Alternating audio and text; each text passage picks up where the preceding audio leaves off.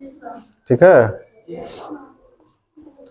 तो अगर दो वस्तुओं के मूल्य में अगर घट रहा है या बढ़ रहा है, या मान लीजिए पिछले साल दाम कुछ और था किसी वस्तु का और इस साल कुछ और है, तो देख लेंगे ये कि आज के और पिछले दाम में कितने का अंतर है, घटा है कि बढ़ा है। अगर बढ़ा है तो उसी को हम गणित की भाषा में बढ़त कहेंगे, अगर घटा है तो कहेंगे घटत, वस्तु के दाम में घटा हुआ है। ठीक है। अब ये बढ़त या घटत निकालने के लिए क्या करेंगे, जो मूल्य बढ़ा है उसमें से जो मूल्य पहले था वो घटा देंगे, तो हमें बढ़त मूल्य मालूम हो जाएगा कितना बढ़ा हुआ है। अब उसको प्रतिशत में अगर निकालना है तो देख लेंगे कि कितने पर वो बढ़त हुआ है, अब उसका हम प्रतिशत में बदल लेंगे। जैसे मान लीजिए वही जो बता रहे थे कि चीनी का दाम पिछले साल मान लीजिए 30 रुपया केजी है, ठीक है, 30 रुपया प्रति किलो है, और इस समय चीनी का दाम अब 40 रुपया प्रति केजी हो गया है, तो कितने का बढ़त हुआ, 10 का बढ़त हुआ। घटा देंगे ना तो बढ़त मालूम हो जाएगा, बढ़त बराबर 40 माइनस 10, 40 माइनस 30 बराबर 10 रुपए का बढ़त हुआ। तो अब ये 10 रुपया किस पर बढ़ा, 30 रुपए पर न बढ़ा है। तब इसका जब प्रतिशत में बदलेंगे तो बढ़त प्रतिशत में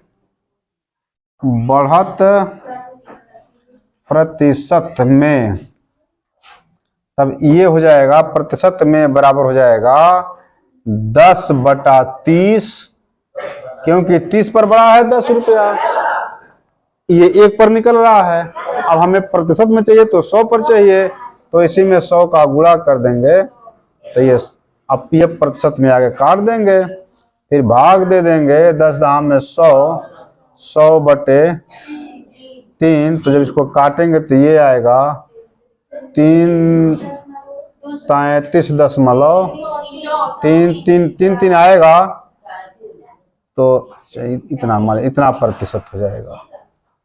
नहीं कटेगा तो इसको एक बढ़ा भी लेते हैं कभी कभी, अच्छा इतना मान के चलो, मतलब एक एग्जाम्पल के तौर पर है। ठीक है, आया समझ में ये? तो ये है बढ़त और घटत प्रतिशत में। इसी तरह से घटत आएगा तो उसको एक प्रतिशत में निकाल लेंगे। ठीक, अब चलिए, अब आता है एक बट्टा, डिस्काउंट जिसको बोलते हो, हाँ बट्टा। ठीक है, इसकी अंग्रेजी है डिस्काउंट। जाते हो दुकान पे ना तो कहते हो कितना छूट देबो, तो छूट का मतलब ही डिस्काउंट माने बट्टा। तो अब बट्टा जो है हिंदी शब्द है, तो कोई बट्टा तो कहता नहीं है, सब लोग यही बोलते हैं कि डिस्काउंट। हाँ, इस पर कितना डिस्काउंट है। तो पहले तो ये जान लीजिए कि जब वस्तु के ऊपर दाम लिखा रहता है, जब आप खरीदने जाते हो, समझिए कोई कपड़ा खरीदने गए, कोई किताब खरीदने गए, या गाड़ी खरीदने गए, जो भी चीज है, चाहे टीवी खरीदने गए, तो उस पे दाम लिखा रहता है। तो जो दाम लिखा रहेगा उसी को हम आरएस बोलते हैं ना। आरएस मान लीजिए किसी पर वस्तु पर लिखा हुआ है 500, तो ये हुआ कि उस वस्तु का अंकित मूल्य, क्या बोलेंगे इसको, हाँ यही उसका अंकित मूल्य है, अंकित मूल्य। ठीक है, ये अंकित मूल्य है। अब इसी अंकित मूल्य पर आप डिस्काउंट करवाते हो, माने बट्टा मांगते हो, छूट मांगते हो। तो मान लीजिए ग्राहक कहता है कि हम इस पे 10% डिस्काउंट करेंगे, 10%, तो अब बिक्री रेट कितना हो जाएगा, तब कितना में वो बेचेगा, कितना में मतलब आप उसे खरीदेंगे।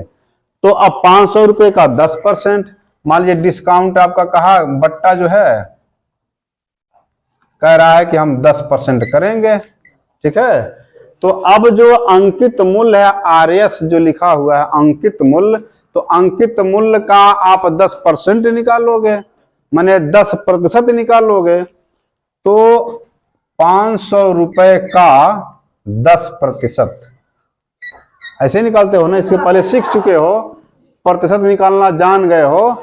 ये 10% है तो इसका मतलब हुआ कि 100 में 10, तो 500 में कितना, तो 500 का गुणा कर दे रहे हैं इसमें।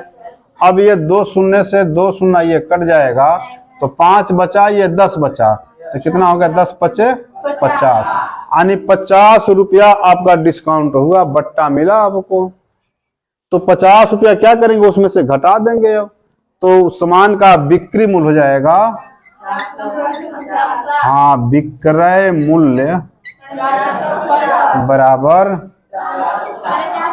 नहीं घटाएंगे ना पहले, 500 माइनस 50 बराबर 450।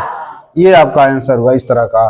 तो कभी भी जब सामान खरीदो या इसमें का जो भी सवाल लगाना है, तो उस पर देखिए कि डिस्काउंट माने बट्टा कै % दिया हुआ है, कै प्रतिशत दिया हुआ, ठीक है। अब उतने उसके RS पर उतना प्रतिशत निकाल दो, और जो आता है उसको इसके मूल्य में से घटा दो, अंकित मूल्य में से घटा दो, तो वही हो जाएगा उसका विक्रय मूल्य, ठीक है। अब विक्रय मूल्य मान लीजिए अगर दिया रहे, विक्रय मूल्य दिया है, तो क्रय मूल्य कैसे निकलेगा, क्रय मूल्य कैसे निकलेगा, तो आप क्रय मूल्य फिर वही जो पहले इसके बता चुके हैं, 100 मान के चलिए, ठीक है, कि 100 पर इतना, तो फिर 1 पर कितना, तो फिर जो बिक्री रेट दिया रहेगा उतना पर कितना, ठीक है। अब निकल जाएगा जो पहले वाली प्रक्रिया जो पहले इसके पहले बता चुके हैं, उस बताया है ना कि क्रय मूल्य मान लीजिए निकालना है, बिक्री मूल्य दिया हुआ है, लाभ दिया हुआ है, तो लाभ की जगह पर चाहे हानि की जगह पर आप यहाँ बट्टा मानेंगे, जो बट्टा डिस्काउंट जो दिया हुआ है उसको मान के चलेंगे, और तब आपका हल हो जाएगा। आया समझ में? अब चलिए, अब इसका एक पार्ट और है, इसमें साधारण ब्याज भी है, तो चलिए साधारण ब्याज देख लीजिए, ठीक है। साधारण ब्याज बिल्कुल सरल है। मान लीजिए किसी को पैसा कर्ज में दिया जाता है या किसी से कर्ज लिया जाता है, तो जो चीज लिया जाएगा, जितना पैसा लिया जाएगा या कर्ज के रूप में दिया जाएगा, तो उसको हम कहते हैं मूलधन। क्या कहेंगे? हाँ, मूलधन, मूलधन। अब ये जो पैसा दिया गया वही मूलधन हुआ। अब कितने समय के लिए दिया गया, तो समय आएगा ना कि हम कितने समय के लिए दे रहे हैं, ठीक है। अब देंगे तो लेने वाला आदमी ये सोचेगा कि कितने प्रतिशत ब्याज का दर रहेगा, तो दर एक मालूम हो जाएगा, दर कितना % चाहिए, तो दर। ये 3 चीज साधारण ब्याज में आता है। तो साधारण ब्याज का सूत्र बनता है, साधारण ब्याज बराबर हो जाएगा मूलधन, मूलधन गुणे दर और गुणे समय। बिल्कुल सरल है एकदम, बटा 100। एकदम याद रखिएगा, हर क्लास में यही काम देगा, ठीक है। जब भी आप साधारण ब्याज निकालेंगे तो इसी सूत्र से निकालेंगे। देखिए, जो पैसा आप देंगे ब्याज के रूप में किसी को, तो वही मूलधन कहलाएगा। किस दर पर दे रहे हैं, 10% पर दे रहे हैं कि 15% पर दे रहे हैं, और कितने समय के लिए दे रहे हैं, तीनों का एक में गुणा करा के 100 से भाग दे देंगे तो साधारण ब्याज निकल जाएगा। आया समझ में? ठीक।